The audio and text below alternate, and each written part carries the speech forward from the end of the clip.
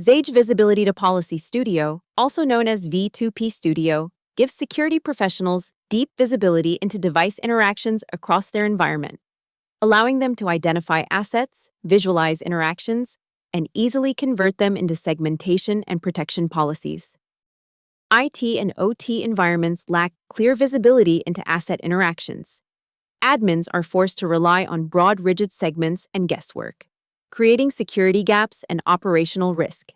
Xage V2P addresses these risks by continuously discovering devices and their interactions, turning network behavior into enforceable security policies. In this demonstration, we'll walk through a use case in which an operator identifies a SCADA server and a few PLCs at a site, then creates explicit access control policies to allow SCADA to PLC and PLC to PLC daisy chain interactions. Let's jump into the demo.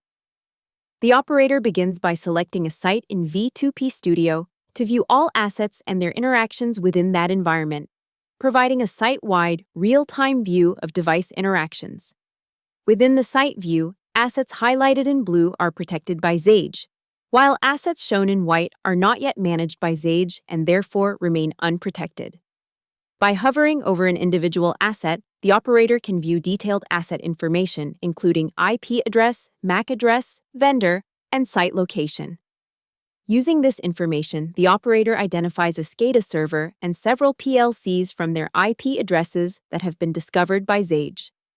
Clicking on an individual asset reveals all of the other assets it has interacted with, including port numbers.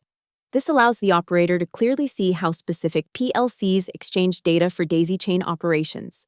For example, as shown on the screen, a PLC with an IP address ending in .8 is interacting with another PLC over port 502.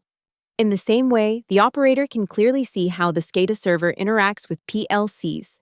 With this level of visibility at both the site and individual asset levels, the operator is ready to move from observation to policy creation.